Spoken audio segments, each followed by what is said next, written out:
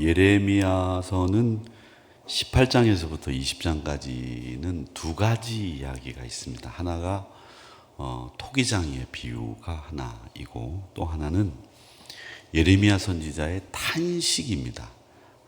못 살겠습니다. 못 해먹겠습니다. 이게 탄식의 주 내용이에요. 그런데 이 두 가지 얘기가, 토기장의 비유, 예레미야의 탄식이 각각 있는 게 아니라 이 이야기가 18장, 19장, 20장에 섞여 있어요. 이렇게. 그러다 보니까 이 토기장의 비유가 나오다가 예레미야의 탄식이 나오다가 다시 토기장의 얘기가 나오다가 이렇게 섞여서 예레미야의 탄식과 토기장의 이야기가 18장, 19장, 20장 이 석 장에 걸쳐서 섞여서 나옵니다.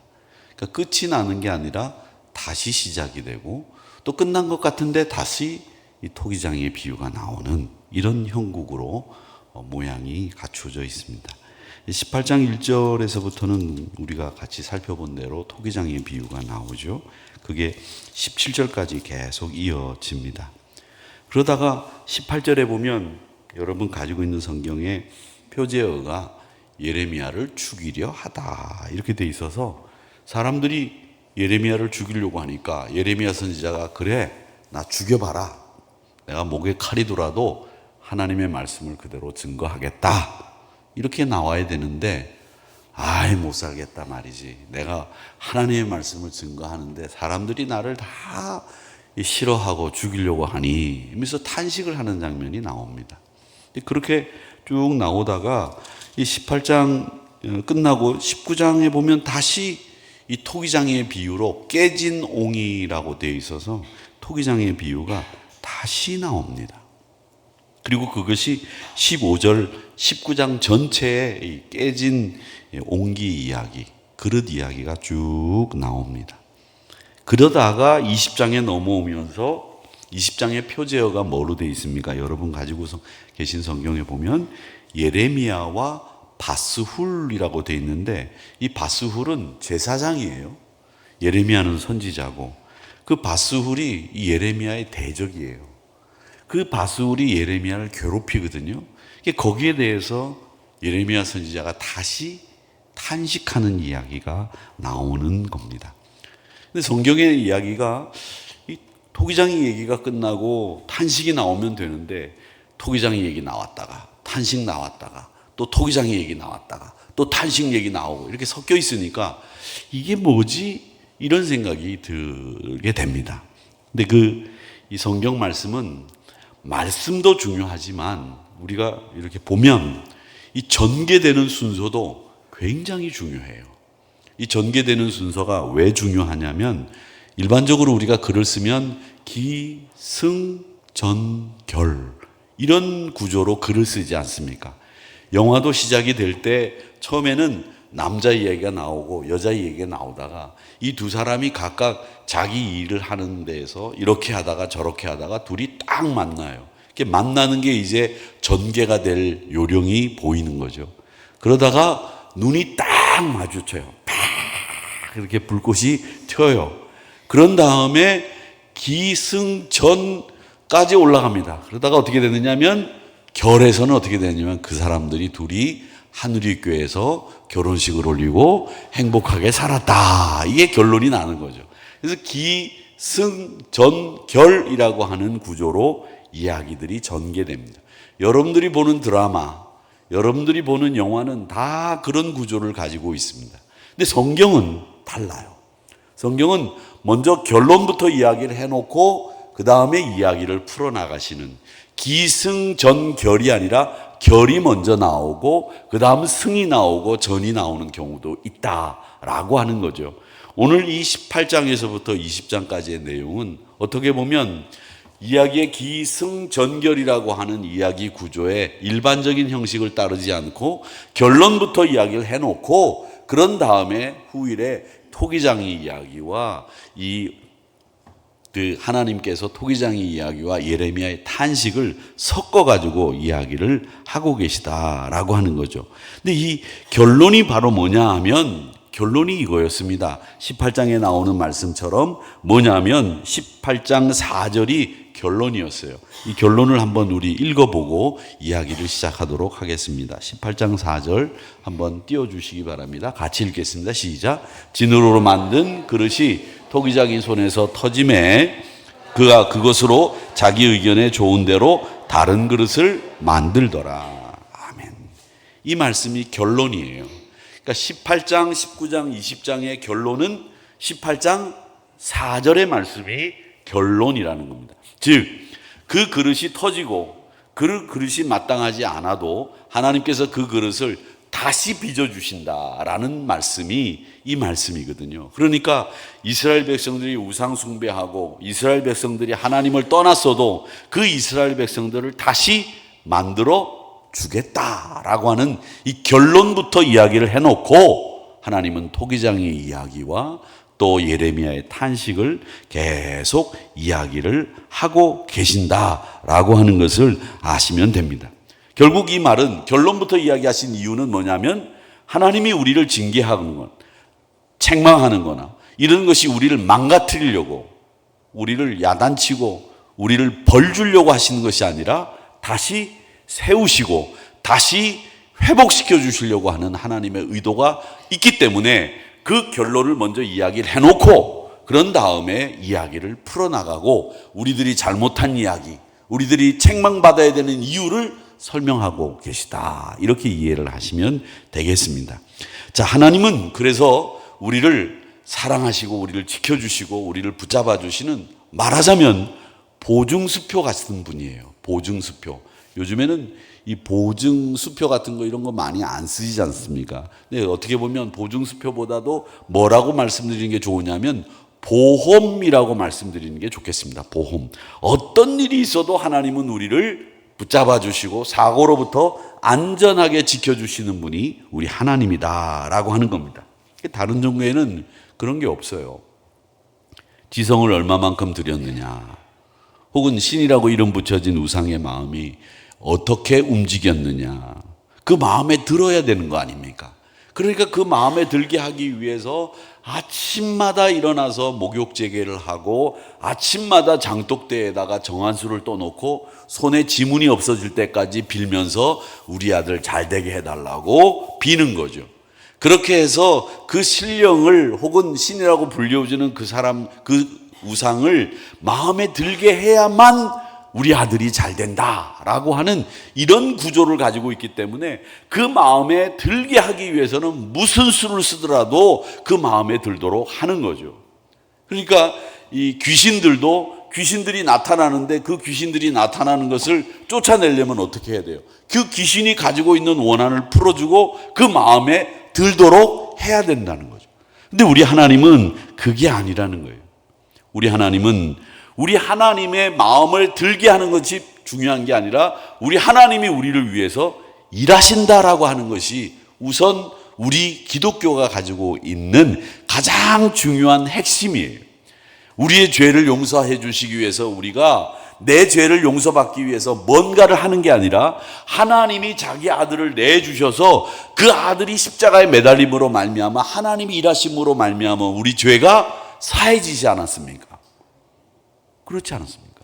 우리가 여러분 죄를 용서받기 위해서 우리는 죄 사함을 위해서 고백하고 용서함을 받은 확신만 가지면 되는 거죠. 그 죄를 용서해 주시기 위해서 십자가의 아들이 달리셔서 돌아가시는 이 일하시는 일은 우리가 하지 않았다는 거죠. 하나님이 일하심으로 말미암아 됐다라고 하는 겁니다. 다른 종교 같은 데서는 그 신이라고 하는 우상 앞에 마음에 들어야 됩니다. 그 들 때까지 마음이 놓이질 않아요. 한시라도 긴장하지 않을 수 없습니다. 한눈 팔아서는 안 되죠. 그래서 안식이라든지 평강이라든지 혹은 자유라고 하는 말은 불교에나 다른 종교에는 없어요. 여러분, 자유를 얻는다, 해방받는다, 구원받는다는 말이 불교에 있습니까? 없습니다. 그 사람들이 자유를 얻는다라고 하는 말은 딱 이런 말이 있습니다. 해탈이라는 말이 있습니다. 해탈. 이 해탈이라고 하는 말은 뭐냐면 모든 것에서 내가 벗어난다라는 뜻이에요. 인생의 고통, 슬픔, 애달픔 이런 것에서 벗어난다라고 하는 해탈만 있을 뿐이지 평강을 누린다든지 안식을 누린다든지 자유함을 얻는다든지 이런 말은 없다라고 하는 겁니다. 그리고 여러분을 위해서 고타마시 따르타라고 하는 그 불상이 여러분들에게 뭔가를 해주셨다고 하는 이야기가 있습니까? 없습니다. 아들을 보내주시거나 성령을 보내주시거나 성령 세례를 우리에게 베풀어 주시거나 이런 거 없어요. 그냥 네가 벽 보고 가가지고 그냥 돌을 득하든지 말든지 이건 네가 알아서 할 일이지. 그러니까 죽으란 새나 그냥 골방에 들어가서 문 걸어 잠궈 놓고 앉아가지고 365일 벽면을 바라보고 수도하는 거예요. 하나님이 하시는 것처럼 그 불쌍히 우리를 위해서 해주는 게 아무것도 없다는 거예요. 하나님이 우리를 위해서 일하시는 그 종교는 우리 기독교밖에 없다라고 하는 겁니다. 즉 하나님이 우리를 위해서 일하신다는 것이 완전히 다르다는 거죠. 근데 이 죄의 문제는 우리가 해결할 수 있느냐? 아니에요. 해결할 수 없어요. 여러분들이 아무리 선한 일을 많이 해도 이 죄 문제는 하나님이 보내주신 그리스도 예수를 통해서만 사함받는 겁니다. 그래서 곧 그가 길이요 진리요 생명이다. 그로 말미암아 우리가 구원받는다는 거예요. 그 죄는 이 죄의 삭시 사망이고 이 죄로 말미암아 우리에게 죽음이 온 거예요. 하나님이 일하시고 우리에게 자유와 평강을 주셨기 때문에 우린 이걸 뭐라고 부르냐? 복음이라고 부릅니다. 복음. 그리고 이 복음을 주신 방법을 우리는 뭐라고 부르냐면 은혜라고 합니다. 그래서 우리가 거기에 감사하는 거고요. 이걸 적용해 보자면 하나님이 우리에게 은혜를 베푸셔서 그 은혜를 주시고 생명을 주셨다는 것 때문에 우리가 복음이라고 부르고 그렇기 때문에 우리가 감사하는 건데 이걸 적용해 보자면 결국 하나님 안에서 우리가 은혜를 누리고 하나님 안에서 평강을 누리고 하나님 안에서 자유를 누릴 수 있는 겁니다. 하나님 떠나면 은혜, 평강, 자유 없어요. 제가 말씀드리려고 하는 건 뭐냐 하면 우리나라 안에서 우리 대한민국 국민이 자유함을 누릴 수 있고 안식을 누릴 수 있는 것이죠. 나라 밖에 나가면 누구로부터도 보호받지 못한다는 거예요. 자유와 은혜, 그건 하나님 안에 있을 때만이고요. 우리가 대한민국이라고 하는 나라에 있을 때 우리나라의 경찰력의 도움을 받아 여러분이 안전하게 지낼 수 있는 거예요. 그러니까 우리 믿음도 하나님 안에 있어야만 됩니다. 하나님 안에 있을 때 평강, 하나님 안에 있을 때 은혜, 하나님 안에 있을 때 자유함을 누리는 거예요. 하나님 떠나면 소용없는 거라는 거죠. 제가 그 말씀을 드리려고 하는 겁니다. 19장 2절을 한번 읽어보겠습니다. 19장 2절. 19장 2절 시작. 하시드문 어기 곁에 있는 흰놈의 아들의 골짜기로 가서 거기에서 내가 내게 이런 말을 선포하여, 이렇게 되어 있습니다. 제가 지난주에도 말씀을 드렸지만 이 흰놈의 아들 골짜기가 이제 여러분들이 성지 사진을 보신 기억이 나실 겁니다. 성경책을 가지고 계신데도 뒤에 보면 성지 사진이 있는데 그 성지 사진은 여기서 찍은 거예요. 여기가 예루살렘 성전이라면 여기서 찍은 거예요. 근데 그 사이에 뭐가 있느냐면 기드론 골짜기가 있다고 말씀드렸죠. 그래서 기드론 골짜기 건너편에서 성지 사진을 찍은 게 우리가 가지고 있는 성경에 나오는 성지 사진입니다. 거기에 왼쪽이 다윗성이 있고 거기에 흰놈의 아들 골짜기가 여기에 있습니다.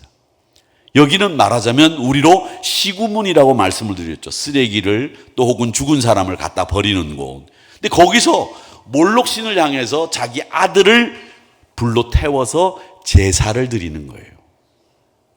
아들을. 요즘 우리는 자식이 하나 둘밖에 없기 때문에 자식을 태워서 제사를 드려라 그러면 들을 사람이 아마 우리 대한민국 국민으로 정신이 올바로 박힌 사람은 없을 겁니다. 그런데 그때는 자식들을 10명씩 12명씩 낳으니까 네가 하나 죽으면 우리 10명이 산다 이렇게 생각을 하고 그 자식 하나를 그 몰록신에게 불을 태워서 보내는 거예요.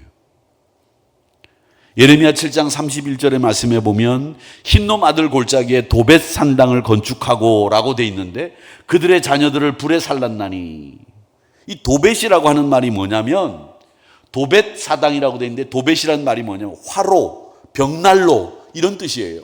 그러니까 불 끓는 가마예요. 이 도벳 사당이라고 하는 말은 결국 뭐냐면 사람을 불로 태우는 곳이란 말이에요. 그런 짓을 해서라도 자기가 잘 되기를 바라는 사람들이 누구였느냐면 이스라엘 사람들이었다는 거예요, 여러분. 그러니까 우리 사람들이 자기 잘 되기를 얼마나 원하는지를 알 수 있겠죠. 내가 건강하고 내가 잘 되고 내가 자기 자식을 불태워서라도 내가 잘 되기를 바라고 우리가 잘 되기를 바라는 게 우리 사람들의 마음이라는 거예요.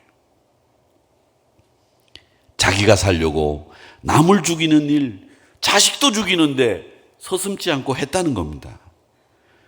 그게 이제 뭐라고 말씀하시는가 하면, 네가 네 잘 되려고 자식까지 죽이는 너희들이 이제는 너희가 죽는다 라고 하는 말씀을 하시고 있는 겁니다. 이스라엘은 결국 종교 행위를 하면서 껍데기, 형식만 남겨놓고 가장 하나님이 혐오하시는 종교 행위, 이방신을 섬기는 일로 그 백성들이 심령이 완악해질 대로 완악해지고 말았다는 거예요. 사랑하는 성도 여러분, 요한복음 4장에 있는 말씀처럼 우리는 예배를 드릴 때 옛날 개역 성경에는 신령과 진정으로, 우리가 가지고 있는 개역 개정 성경에는 영과 진리로 예배하는 것이 우리가 예배드리는 가장 아름답고 복된 모습이라고 하는 것을 기억하시기를 바랍니다. 예배할 때는 삶의 순종과 항상 동반되어서 내 영과 그리고 내가 진리를 사모하는 마음으로 예배를 드리는 것이 우리의 예배 태도입니다. 그런 예배 태도를 우리 한국교회가 놓치지 말고 잃지 말아야 된다고 하는 것을 여러분 꼭 기억하시기를 바랍니다. 그 다음에 20장 1절에서부터 3절까지 말씀을 보겠습니다.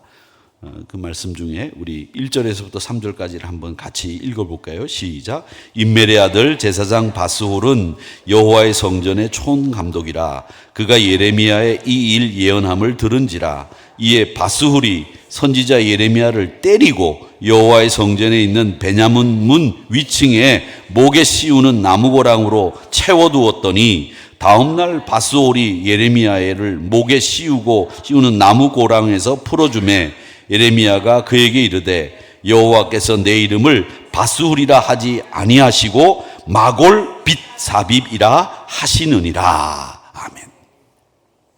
여기서 이제 바스홀이라고 하는 여호와의 성전의 총감독이 나오죠. 그러니까 총감독이니까 오늘날로 따지자면 영어로 하면 시니어 패스터 정도 되겠죠. 그러니까 목사들이 여럿 있는데 담임 목사 정도 되겠죠.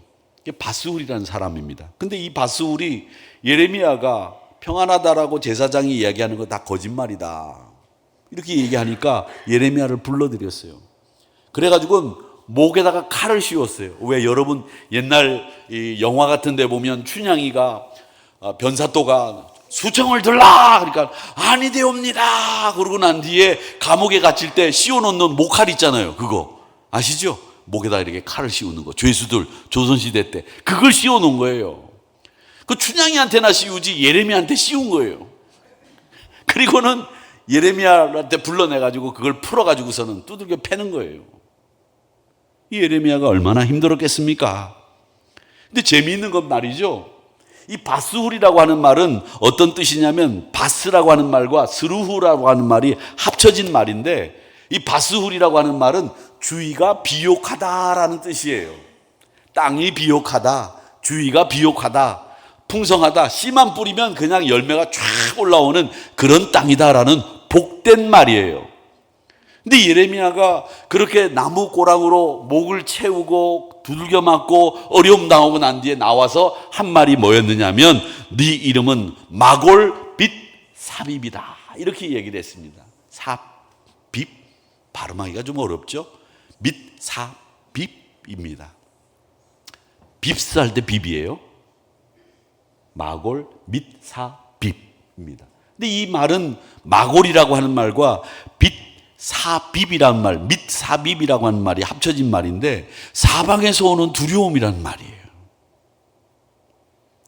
예레미야 하나님의 말씀을 전하고 있는데 이 바스울은 제사장인데도 불구하고 선지자와 제사장이 같이 하나님의 말씀을 증거해야 되는데 하나님의 말씀을 증거하는 그 예레미야를 때리고 고문하고 감옥에 가두고 박해를 하는 거예요. 그 결과 사방에서 오는 두려움으로 휩싸이게 된다는 이름까지 얻게 되는 겁니다. 여러분, 하나님을 무시하면 평안 대신 두려움이 우리를 사로잡습니다. 바스홀은 결국 하나님으로부터 부끄러운 이름을 얻게 됩니다. 하나님이 이렇게 이름을 바꾸는 것은요, 그 사람의 정체를 바꾸는 거예요. 야곱이 뭡니까? 뒤꿈치를 잡았다, 싸워 이겼다, 속지 않는다, 이런 뜻이었지 않습니까? 그런데 이스라엘로 이름을 바꿨어요. 하나님과 겨루어 이겼다. 그게 이스라엘의 국호가 됐어요. 이름이 바뀌었다고 하는 것은 그가 어떤 사람에서 다른 사람으로 변했다라는 뜻이에요. 그러니까 바스울은 하나님의 말씀을 전하는 예레미야를 핍박하고 박해하는 꼴로 결국은 마골 및 사빕이라고 하는 사방으로부터 두려움이 임하는 신세가 되고 말았다라고 하는 겁니다. 20장 내용은 사실 기가 막힌 내용이에요. 어떤 내용이냐? 한 사람은 제사장, 한 사람은 백성들에게 하나님의 말씀을 대언하는 선지자, 같은 편이에요. 그런데 실제 같은 편이 아니지 않습니까? 말씀을 전하는 예레미야를 체포해서 성전 문 위에 있는 베냐민 그 문고리에다 갖다 묶었어요. 제사장에 의해서 하나님의 말씀을 전하는 사람이 이렇게 박해를 받는 일이 이게 말이 되는 얘기입니까? 그래서 이 오늘 답답한 사역자라고 하는 이 말의 주인공은 누구냐? 나중에 마골 및 사빕이라고 하는 이름을 얻은 바스훌이라는 사람이 답답한 사역자라고 하는 겁니다. 그것도 말씀을 선포하는 사람을 골라가지고 박해를 한다는 거죠.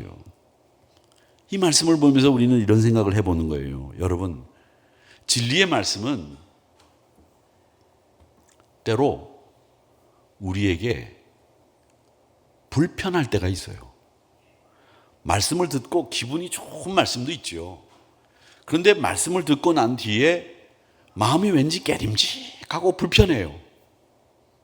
그게 하나님의 말씀인데 그건 나쁜 거냐? 아니에요.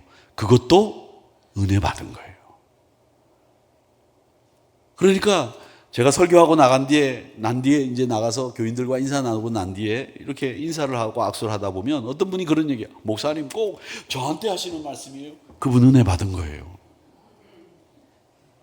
물론 저는 뭐 주일 설교도 목요일 날이면 다 해가지고 넘기기 때문에 제가 그런 적 있었다고 말씀드렸죠. 금요일, 토요일 날 일어난 일인데 목요일 날 설교를 저는 넘겼는데 제가 주일날 설교하니까 금요일 날 있었던 이야기를 목사님이 설교에 옮겼다 이렇게 얘기하는데 저는 그 설교에 뭐 이런 얘기 저런 얘기를 옮기지 않습니다.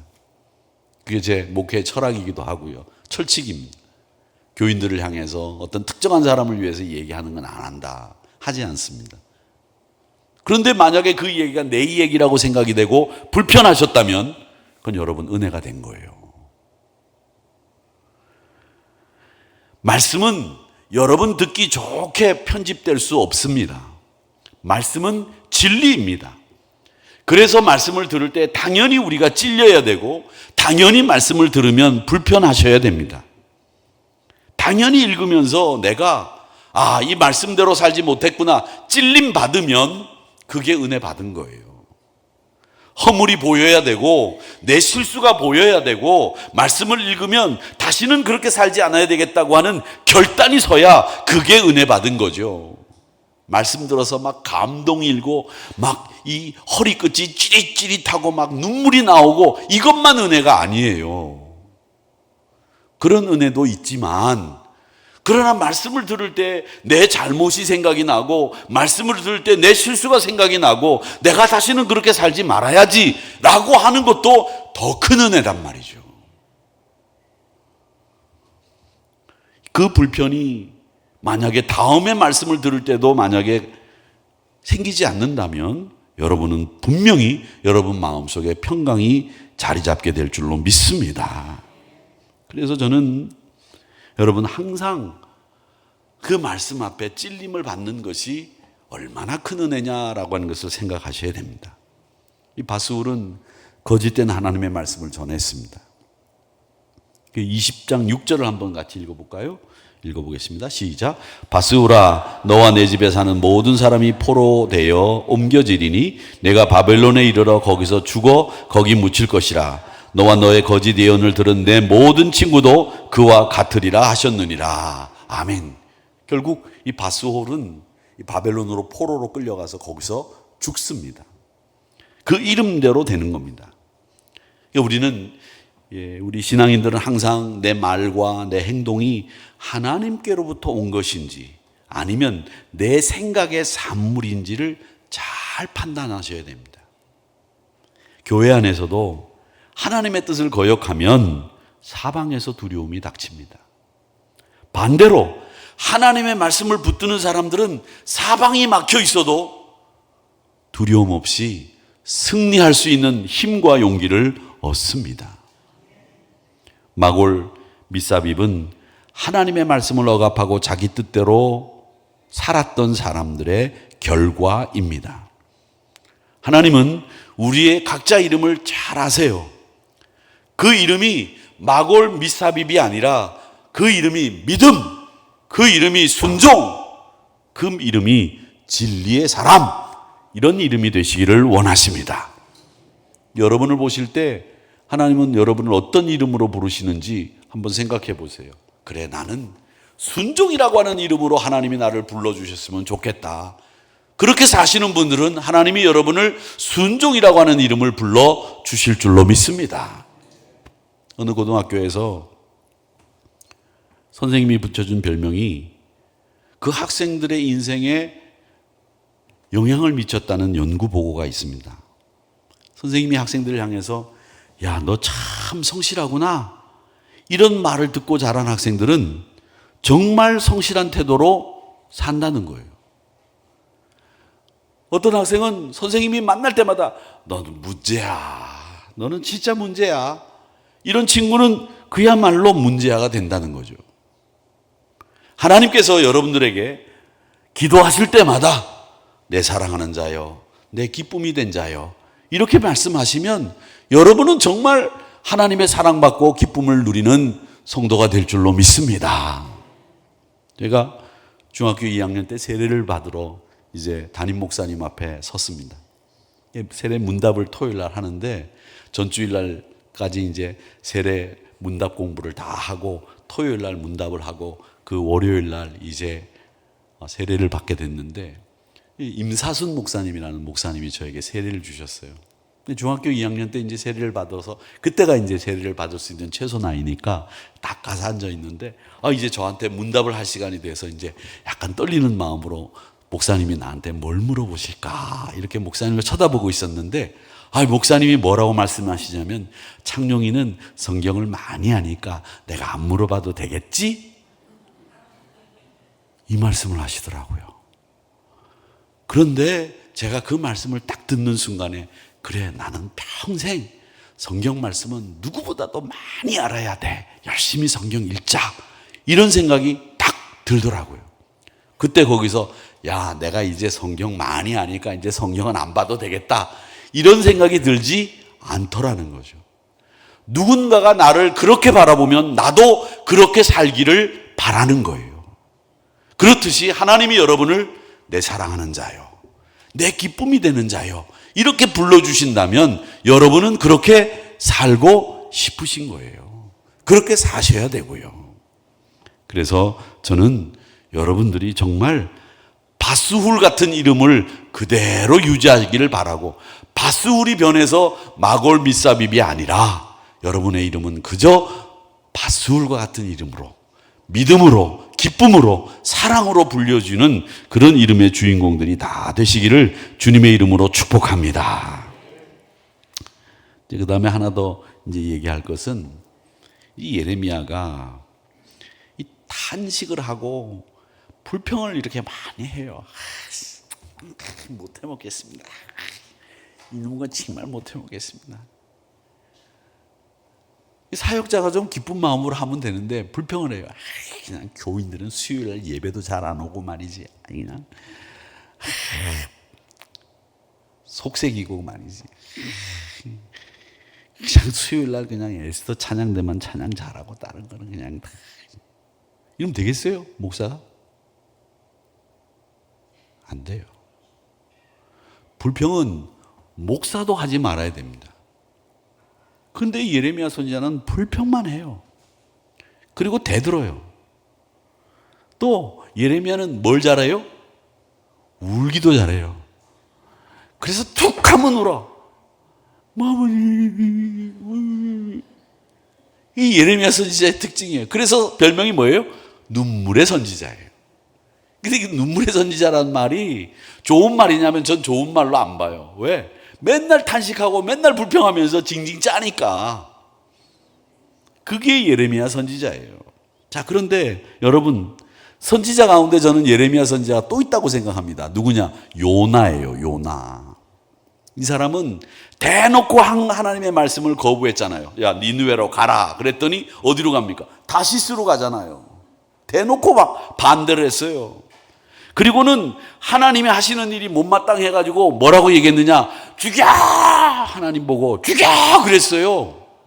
그게 요나예요. 근데 요나만 또 그러냐? 하박국 선지자도 그래요. 하박국 선지자 말씀 얼마나 좋습니까?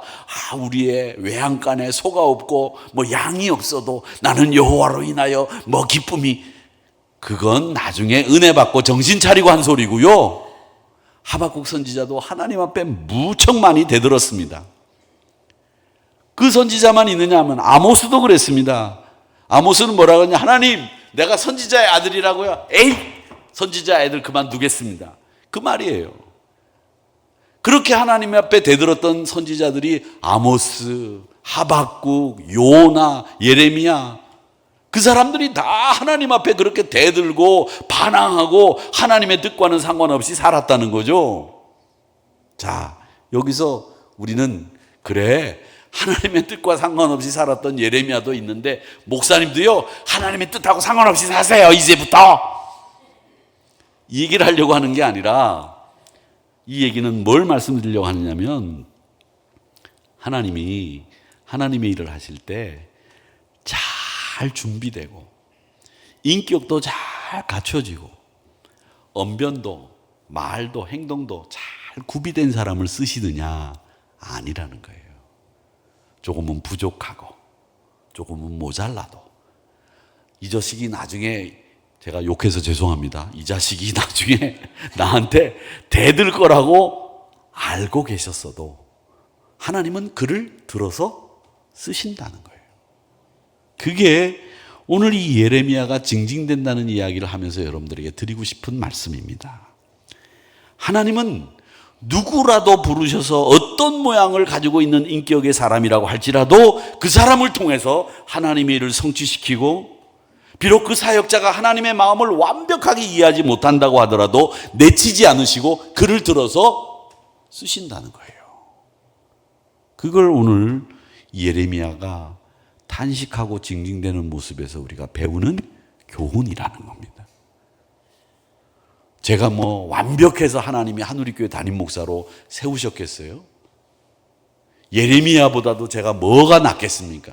근데 하나님은 그렇게 준비되지 않았다고 하더라도 그 자리에 앉혀서 준비를 시키시면서 또 하나님의 사역을 감당할 수 있도록 하나님이 제 장점을 활용하시겠죠. 여러분도 마찬가지입니다. 다 하나님은 여러분들이 완벽하다고 해서 여러분들을 세우신 것 아니고, 하나님이 하나님의 일에 꼭 필요한 여러분의 장점들이 있다는 거예요. 그걸 하나님은 들어서 쓰시면서 그 불편한 것들을 하나님은 다 감내하시고 계시다라고 하는 겁니다. 그러니까 우리에게는 하나님 앞에 설 때마다 오직 필요한 것은 하나입니다. 그게 뭐냐? 순종입니다. 그렇게 될 때 우리 삶이 형통하고 평탄할 줄로 믿습니다. 낙심되고 불평 나올 때 많으시죠? 야, 내가 이렇게 열심히 아름다운 찬양을 했는데 목사는 알아주지도 않고 옷만 이쁘다고 그러네. 속상하시죠?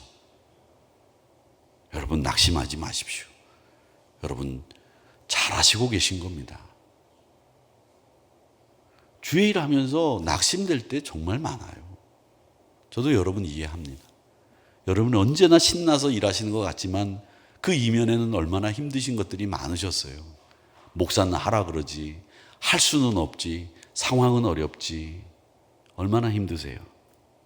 그런데 여러분, 그 힘들고 어려운 게 여러분이 믿음이 없다는 증거가 아니고요.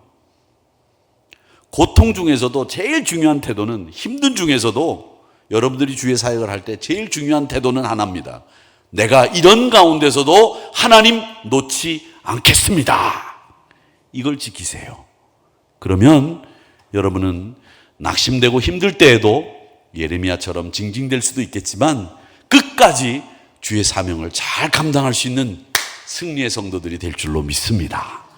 어쨌든 주님을 놓치지 마시고 승리하시기를 축원합니다. 그런 우리 한우리 성도님들이 되시기를 주님의 이름으로 축복합니다.